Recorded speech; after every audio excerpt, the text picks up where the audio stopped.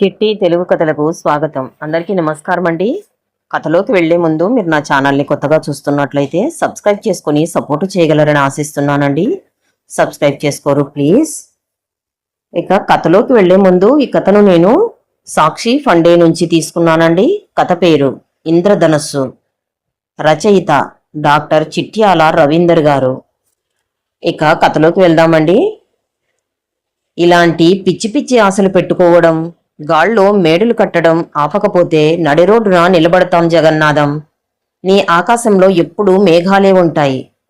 ఈ నీడల వెనక ఎండ ఉంటుందనే నీ నమ్మకం మనల్ని ముంచేస్తుంది. రాసిపెట్టుకో. సుమిత్ర గొంతులో నిరాశ, కోపం, అంతకు మించి రేపటి గురించిన భయం స్పష్టంగా వినిపించాయి. చేతిలో ఉన్న పాత ప్యానెల్ బోర్డు డిజైన్ను పక్కన పెట్టి కళ్ళద్దాలు తీసి నుదురు నొక్కుకున్నాడు జగన్నాథం.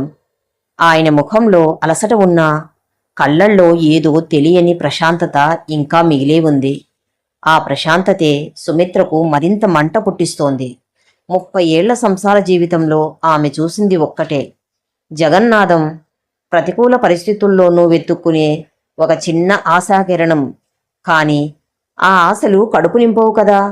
5 పదల వయస్సు దాటాక చేతిలో చిన్న ఉద్యోగం ఊడి సొంతంగా ఏదో సాధిస్తానంటూ ఇంట్లో ఉన్న అరకొర పొదుపు మొత్తాన్ని పెట్టుబడిగా పెట్టి జేఎన్ ఇన్నోవేషన్స్ అనే చిన్న స్టార్టప్ పెట్టాడు జగన్నాథం. ఫలితం గత 8 నెలలుగా ఒక్క ఆర్డర్ కూడా లేదు. బ్యాంకు నుండి నోటీసులు, ఇంటి అద్దె బాకీలు. నువ్వు నన్ను తిట్టినా నేను తప్పుపట్టను సుమి. జగన్నాథం కొంత శాంతంగా సాగింది. కాని ఆకాశంలో ఎప్పుడూ దిగులు మేఘాలే ఉండవు. వర్షం పడ్డాక ఇంద్రధనస్సు రాకమానదు. ప్రకృతి నియమమే అది. మన కష్టాలు కూడా అంతే. చాలండి మీ తత్వాలు. ఆ ఇంద్రధనస్సు వచ్చి మన అప్పులు తీరుస్తుందా? వచ్చే నెల మన అమ్మాయి కావ్య పెళ్లిచూపులు ఉన్నాయి. వాళ్లకు కట్నకానుకల మాట దేవుడెరువు. కనీసం వచ్చిన వాళ్లకు మర్యాద చేయడానికి కూడా మన దగ్గర డబ్బులు లేవు. మీ అబ్బాయి ఆకాష్ చూస్తే ఉద్యోగం రాక మీలాగే ఏదో సాధిస్తానంటూ తిరుగుతున్నాడు. ప్రాక్టికల్గా ఆలోచించడం నేర్చుకోండి అని విసురుగా లోపలికి వెళ్ళిపోయింది సుమిత్ర. సుమిత్ర అన్న ప్రతి మాటలోనూ నిజం ఉంది. అది జగన్నాథానికి తెలుసు. కాని ఆశను వదిలేస్తే మనిషి బ్రతకడం ఎలా? మరుసటి రోజు ఉదయం ఇల్లు ఎప్పటిలాగే ప్రశాంతంగా లేదు. ఒక రకమైన నిశ్శబ్దం ఇల్లంతా ఆవరించింది. కావ్య వంటింట్లో కాఫీ కలుపుతూ తండ్రి వైపు చూసింది. ఆమె కళ్లల్లో పెళ్లి గురించిన ఆనందం కంటే తండ్రి పడుతున్న ఇబ్బంది గురించిన బెంగే ఎక్కువగా ఉంది. నాన్న, కావ్య నెమ్మదిగా పిలిచింది. చెప్పమ్మా కావ్య. పేపర్ చూస్తున్న జగన్నాథం తలపైకెత్తాడు. వచ్చేవారం వచ్చేవాళ్ళు చాలా పెద్దవాళ్ళంట నాన్న. అమ్మ చెబుతోంది. మన పరిస్థితి చూసి వాళ్ళు వెనకాడతారేమో అని. నా పెళ్లి కోసం మీరు అంతగా ఇబ్బంది పడటం నాకు ఇష్టం లేదు. అసలు ఈ పెళ్లి ఇప్పుడే వద్దు నాన్న. జగన్నాథం నవ్వి కావ్య తలనిమిరాడు. పిచ్చి తల్లి, నీ పెళ్లి ఘనంగా జరుగుతుంది. నీ అమ్మ భయం ఆమెది. కాని నా మేధస్సు మీద, నా హార్డ్వర్క్ మీద నాకు నమ్మకం ఉంది. నేను కనిపెట్టిన ఈ సోలార్ పవర్ సేవర్ డిజైన్ ఖచ్చితంగా మార్కెట్లోకి వెళ్తుంది. ఒక్క పెద్ద కంపెనీ దీని వాల్యూ గుర్తిస్తే చాలు. సరిగ్గా అదే సమయంలో ఆకాష్ హాల్లోకి వచ్చాడు. అతని ముఖం కమిలిపోయి ఉంది. ఏమైందిరా ఆకాష్? ఇంటర్వ్యూ ఏమైంది? జగన్నాథం అడిగాడు. ఆకాష్ తన బ్యాగును సోఫాపైకి విసిరికొట్టాడు. ఏం కాలేదు నాన్న. వాళ్లకు కావాల్సింది టాలెంట్ కాదు, రికమెండేషన్ లేదా లంచం. నువ్వేమో ఎప్పుడూ నిజాయితీ, కష్టపడే తత్వం అంటావు. నీ ఆదర్శాలు వినడానికి బాగుంటాయి కానీ ఈ సమాజంలో బ్రతకడానికి పనికిరావు. చూడు, ఈరోజు నా ఫ్రెండ్స్ అందరూ సెటిల్ అయ్యారు. నేనేమో ఇలా మిగిలిపోయాను. నీలాగే నేను కూడా గాల్లో దీపం పెట్టి దేవుడా అని అడగాల? కొడుకు మాటలు జగన్నాథం గుండెను తాకాయి. భార్య అన్న మాటల కంటే కొడుకు తార్కికంగా అడిగిన ప్రశ్న ఆయనను ఆలోచనలో పడేసింది. అవును, తను నమ్మిన సిద్ధాంతాలు తన పిల్లల భవిష్యత్తుకు శాపంగా మారుతున్నాయా? రోజులు గడుస్తున్న కొద్దీ పరిస్థితి మరింత దిగజారింది. జగన్నాథం ఆఫీస్ అద్దె కట్టలేక దాన్ని ఖాళీ చేసి తన ల్యాబ్ సామాగ్రిని ఇంటి వరండాలోనే సర్దుకున్నాడు. ఇరుగు పొరుగు వాళ్ల చూపులు, గుసగుసలు సుమిత్రను మరింత కుంగదీశాయి. ఒక సాయంత్రం జగన్నాథం పాత స్నేహితుడు, ఇప్పుడు పెద్ద బిజినెస్ మ్యాగ్నెట్ అయిన రాజశేఖర్ ఆయనను కలవడానికి వచ్చాడు. కాఫీ తాగుతూ రాజశేఖర్ అసలు విషయం తీశాడు. జగన్, నీ ప్రాజెక్ట్ రిపోర్ట్, నీ డిజైన్ డెమో నేను చూశాను. అద్భుతంగా ఉంది. కానీ ఈ రోజుల్లో ఇంత చిన్న కంపెనీని ఎవరూ నమ్మరు. నీ పేటెంట్ రైట్స్ నాకు అమ్మేసేయ్. నేను నీకు 50 లక్షలు ఇస్తాను. నీ అప్పులు తీరిపోతాయి. కూతురు పెళ్లి ఘనంగా చేయొచ్చు. కొడుక్కి ఏదైనా బిజినెస్ పెట్టించొచ్చు. ఏమంటావ్? 50 లక్షలు. ఆ మాట వినగానే లోపల ఉన్న సుమిత్ర, ఆకాష్ల కళ్ళల్లో ఆశ మెరిసింది. ఆ డబ్బు వస్తే వాళ్ల జీవితంలో ఉన్న చీకట్లన్నీ ఒక్క నిమిషంలో తొలగిపోతాయి. కాని జగన్నాథం ముఖం గంభీరంగా మారింది. రాజశేఖర్, ఈ డిజైన్ నా 5 సంవత్సరాల రక్తం, చెమట. ఇది పేద ప్రజల ఇళ్లల్లో కరెంటు బిల్లులు తగ్గించడానికి నేను కనిపెట్టింది. దీన్ని నీకు అమ్మేస్తే నువ్వు దీని ధరను 10 చేసి కార్పొరేట్ కంపెనీలకు అమ్ముకుంటావు. నా ఆశయం చచ్చిపోతుంది. నేను నా నమ్మకాన్ని అమ్మలేను. రాజశేఖర్ నవ్వి లేచాడు. జగన్, నువ్వు ఇంకా కాలేజీ రోజుల్లోనే ఉన్నావు. ప్రాక్టికల్గా వరల్డ్లోకి రా. మేఘాలు నిన్ను పూర్తిగా ముంచేయకముందే నా ఆఫర్ గురించి ఆలోచించు. వచ్చే వారం నేను సింగపూర్ వెళ్తున్నా. ఈలోగా చెప్తే డీల్ ఓకే చేద్దాం అని వెళ్ళిపోయాడు. రాజశేఖర్ వెళ్ళగానే ఇల్లంతా ఒక్కసారిగా బద్దలయ్యింది. మీకు అసలు బుద్ధి ఉందా నాన్న? ఆకాష్ గట్టిగా అరిచాడు. 50 లక్షలు అంటే సామాన్యమైన విషయమా? మన కష్టాలన్నీ తీరిపోయే అవకాశం వస్తే నీ ఆశయం కోసం మమ్మల్ని బలి పెడతావా? నువ్వు స్వార్థపరుడివి నాన్న. ఆకాష్, నాన్నతో మాట్లాడే పద్ధతి ఇదేనా? కావ్య ఆపబోయింది. నువ్వు ఊరుకో కావ్య. నీ పెళ్లి ఆగిపోయే పరిస్థితి వస్తే ఈయనకి లేని ఆశయాలు మనకెందుకు? సుమిత్ర ఏడుస్తూ అంది. జగన్నాథం, ఇన్నాళ్ళు నీ వెనక నడిచాను. కానీ ఇక నా వల్ల కాదు. నా పిల్లల భవిష్యత్తు నాశనమవుతుందంటే నేను చూస్తూ ఊరుకోలేను. రేపు పొద్దున్నే నేను పిల్లల్ని తీసుకుని మా అమ్మగారింటికి వెళ్ళిపోతున్నాను. నీ ఆశయాలతో నువ్వు ఒంటరిగా ఇక్కడే ఉండు. జగన్నాథం ఏమీ మాట్లాడలేదు. ఆయన కళ్ళల్లో నీళ్లు తిరిగాయి. తను నమ్మిన సత్యం, తను ప్రేమించిన కుటుంబం, ఈ రెండింటి మధ్య నలిగిపోతున్నాడు. ఆ రాత్రి ఇంట్లో ఎవరూ అన్నం తినలేదు. ఒక్కొక్కరు ఒక్కో గదిలో గుండె నిండా నిరాశతో పడుకున్నారు. ఈ మానసిక సంఘర్షణల నడుమ జగన్నాథానికి రాత్రిళ్ళు నిద్ర కరువైంది. పడకపై అటూ ఇటూ దొర్లుతున్నా మనసులోని ఆందోళనల వల్ల కనుపాపలకు నిద్ర రాక భౌతికంగా తీవ్ర అవస్థలు పడ్డాడు.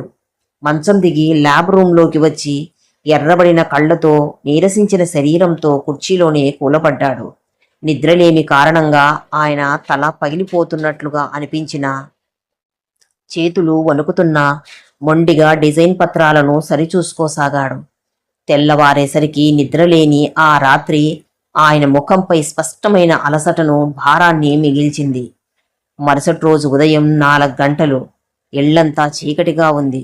బయట చిరుజల్లులు పడుతున్నాయి. సుమిత్ర సామాన్లు సర్దుతోంది. ఆకాష్ నిశ్శబ్దంగా కూర్చొని ఉన్నాడు. జగన్నాథం తన ల్యాబ్ టేబుల్ దగ్గర కూర్చుని ఆ ఫోటో ఫ్రేమ్ వైపు చూశాడు. అందులో వాట్సాప్ స్టేటస్లలో కనిపించే ఒక కొటేషన్ ఉంది. కష్టాల మేఘాలు ఉంటాయి, ఇంద్రధనస్సులు కూడా ఉంటాయి అని. ఆయన ఆ కొటేషన్ను గట్టిగా చదివాడు. ఆ గొంతులో వణుకులేదు, ఒక దృఢత్వం ఉంది. సుమి, జగన్నాథం పిలిచాడు. సుమిత్ర లగేజ్ బ్యాగ్ పట్టుకుని హాల్లోకి వచ్చింది. ఆకాష్, కావ్య కూడా వచ్చారు. నువ్వు వెళ్ళాలనుకుంటే నేను ఆపను సుమి. ఒక భర్తగా, తండ్రిగా మీకు కావలసిన సౌకర్యాలు ఇవ్వలేకపోయిన మాట నిజమే. కానీ ఒక అబద్ధాన్ని, ఒక ఓటమిని అంగీకరించి మీ ముందు తల వంచడం నా వల్ల కాదు. నా జీవితంలో ఇప్పుడు నల్లటి మేఘాలు కమ్ముకున్నాయి నిజమే. కానీ ఈ మేఘాల వెనుకే కాంతి ఉంది. నేను నా ప్రయత్నాన్ని ఆపను. ఈరోజు ఒక పెద్ద గ్రీన్ ఎనర్జీ కాన్ఫరెన్స్ ఉంది. నా డిజైన్ డెమో అక్కడ ప్రజెంట్ చేస్తున్నాను. నాకు తెలుసు ఇదే నా చివరి అవకాశం అని. ఇది ఫెయిల్ అయితే నువ్వు చెప్పినట్లే రాజశేఖర్కు పేటెంట్ అమ్మేసి మీ అందరికీ దూరంగా ఎక్కడికైనా వెళ్ళిపోతాను. కానీ ఒక్కరోజు ఒక్కరోజు నాకు సమయం ఇవ్వు. నా ఆకాశంలో ఇంద్రధనస్సు వస్తుందో లేదో నువ్వే చూద్దువు గాని. జగన్నాథం కళ్ళల్లో ఒక వింత మెరుపు కనిపించింది. ఆయన మాటల్లోని తీవ్రత, ఆ కళ్ళల్లోని ఆత్మవిశ్వాసం సుమిత్రను కదిలించాయి. 30 ఏళ్లుగా తను ప్రేమించిన జగన్నాథం ఇతనే. ఓటమిని ఒప్పుకోని ధీరుడు. ఆమె చేతిలోని బ్యాగ్ కింద పడిపోయింది. సరే, ఈ ఒక్కరోజు మేము ఎక్కడికి వెళ్ళడం లేదు. కానీ గుర్తుంచుకోండి, ఇది కేవలం మీ పరీక్ష కాదు, మన కుటుంబం నమ్మకానికి పరీక్ష అంది సుమిత్ర కళ్ళు తుడుచుకుంటూ. ఆకాష్ కూడా తండ్రి వైపు చూశాడు. అతని మనసులో ఎక్కడో ఒక మూల తండ్రి గెలవాలనే ఆశ చిగురించింది. కాన్ఫరెన్స్ హాల్ అంతా దేశ విదేశాల నుండి వచ్చిన ప్రముఖ పారిశ్రామికవేత్తలతో నిండిపోయింది. జగన్నాథం తన పాత మోపెడ్ మీద ఒక చిన్న బాక్సులో తన డిజైన్ పెట్టుకుని అక్కడికి చేరుకున్నాడు. ఆయనతో పాటు ఆకాష్ కూడా వచ్చాడు. తండ్రికి సాయంగా కాదు, ఆయన ఓడిపోతే పేటెంట్స్ పేపర్ మీద సంతకం చేయించడానికి రాజశేఖర్ను కూడా అక్కడికే పిలిపించాడు. జగన్నాథం పేరు పిలిచారు. వేదికపైకి వెళ్లిన జగన్నాథం రూపం చూసి కొందరు నవ్వుకున్నారు. పాత కోటు, చేతిలో సాదాసీదా డిజైను. కాని జగన్నాథం మాట్లాడడం మొదలుపెట్టగానే హాల్ అంతా నిశ్శబ్దం ఆవరించింది. ఆయన ఇంగ్లీష్లోనే కాకుండా ఆవిష్కరణ వెనుక ఉన్న సామాన్యుడి బాధను హృదయాలకు హత్తుకునేలా వివరించారు. ఇది కేవలం ఒక మిషన్ కాదు. ప్రతి నెల కరెంటు బిల్లు చూసి పిల్లల పాలు, చదువుల ఖర్చులు తగ్గించుకునే కోట్లాది మంది మధ్యతరగతి తండ్రుల కన్నీళ్లకు పరిష్కారం. కార్పొరేట్ లాభాల కోసం కాదు, సామాన్యుడి ప్రగతి కోసం చేసిన ప్రయత్నం. ఆయన డిజైన్ డెమో చూపించారు. పవర్ కన్జంప్షన్ రీడింగ్స్ ఒక్కసారిగా 50% పడిపోయాయి. హాల్లో ఉన్న టెక్నికల్ టీం అంతా ఆశ్చర్యంతో లేచి నిలబడింది. ప్రజెంటేషన్ ముగియగానే హాల్ అంతా చప్పట్లతో మారుమోగిపోయింది. స్టేజ్ కింద ఉన్న రాజశేఖర్ ముఖం మాడిపోయింది. ఆకాష్ కళ్ళల్లో ఆనంద బాష్పాలు తిరిగాయి.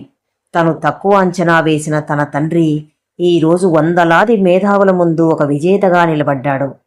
కాన్ఫరెన్స్ ముగిసేసరికి భారతదేశపు అతిపెద్ద ఎలక్ట్రానిక్స్ సంస్థ టాటా గ్రీన్ ఎనర్జీ ప్రతినిధులు జగన్నాథం దగ్గరకు వచ్చారు. మిస్టర్ జగన్నాథం, మీ ఆవిష్కరణ అద్భుతం. మేము మీ కంపెనీతో జాయింట్ వెంచర్ పెట్టుకోవాలనుకుంటున్నాము. మీ బ్రాండ్ పేరు జేఎన్ ఇన్నోవేషన్స్ అలాగే ఉంటుంది. మేము 5 కోట్ల రూపాయల పెట్టుబడితో పాటు మీకు 50% భాగస్వామ్యం ఇస్తున్నాం. మీరే ఈ ప్రాజెక్టుకి హెడ్ అంటూ అగ్రిమెంట్ పేపర్స్ అందించారు. 5 కోట్లు! రాజశేఖర్ ఇచ్చిన ఆఫర్ కంటే ఇది 10 ఎక్కువ. పైగా ఆశయం చావలేదు, సజీవంగా నిలిచింది. సాయంత్రం 5 గంటలు. ఆకాశంలో వర్షం వెలిసింది. మేఘాలన్నీ పక్కకు తొలగిపోయి స్వచ్ఛమైన నీలి ఆకాశం కనిపిస్తోంది. సరిగ్గా తూర్పు దిక్కున ఒక సుందరమైన స్పష్టమైన ఇంద్రధనస్సు ఆవిష్కృతమైంది. ఇంటి గుమ్మం ముందు మోపెడ్ ఆగింది. జగన్నాథం, ఆకాష్ లోపలికి వచ్చారు. సుమిత్ర, కావ్య ఆతృతగా వాళ్ల ముఖాల వైపు చూశారు. ఆకాష్ ఒక్క ఉదుటున వెళ్ళి అమ్మను గట్టిగా కౌగిలించుకున్నాడు. అమ్మా, నాన్న గెలిచాడమ్మా. మనల్ని నన్నరోడున పడేస్తానన్న లోకం ముందు నాన్న ఇండస్ట్రీ లీడర్గా నిలబడ్డాడు. నేను తప్పుగా మాట్లాడాను నాన్న, నన్ను క్షమించు అంటూ తండ్రి కాళ్లపై పడ్డాడు. జగన్నాథం కొడుకును పైకి లేపి గుండెలకు హత్తుకున్నాడు. సుమిత్ర ఆనందంతో ఏడుస్తూ జగన్నాథం వంక చూసింది. ఆమె కళ్ళల్లో ఇన్నాళ్ళు ఉన్న భయం పోయి భర్తపై అపారమైన గౌరవం, గర్వం కనిపించాయి. జగన్నాథం నెమ్మదిగా సుమిత్ర చేతిలో 5 కోట్ల అగ్రిమెంట్ పేపర్స్ పెట్టాడు. ఆపై వరండాలో ఉన్న ఆ కొటేషన్ బోర్డు వైపు చూశాడు. చూశావా సుమి, నేను చెప్పింది నిజమైంది. జీవితంలో కష్టాలు అనే మేఘాలు రావడం ఎంత సహజమో, శ్రమ, నమ్మకం ఉంటే విజయం అనే ఇంద్రధనస్సు రావడం కూడా అంతే సహజం. ఇప్పుడు చెప్పు, నా ఆకాశంలో ఇంద్రధనస్సు నచ్చిందా లేదా అన్నాడు జగన్నాథం చిరునవ్వుతో.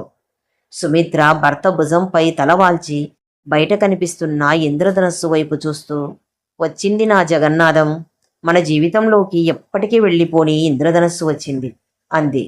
ఆ ఇల్లాలు కళ్ళల్లోని ఆనంద బాష్పాలు, ఆ కుటుంబంలో కురిసిన విజయపు వెలుగులు ఆ సాయంత్రాన్ని చిరస్మరణీయం చేశాయి. కుటుంబం అంటేనే కష్టసుఖాల కలయిక. చీకటి తర్వాత వెలుగు వస్తుందని నమ్మడమే జీవితం అనే సత్యాన్ని ఆ ఇంద్రధనస్సు సాక్షిగా ఆ ఇల్లు చాటి చెప్పింది. కథ సమాప్తమండి. మీకు ఈ కథ నచ్చిందని అనుకుంటున్నాను. మీకు ఈ వీడియో కనుక నచ్చినట్లయితే లైక్ చేయండి, షేర్ చేయండి, సబ్స్క్రైబ్ చేయండి. Thank you for watching.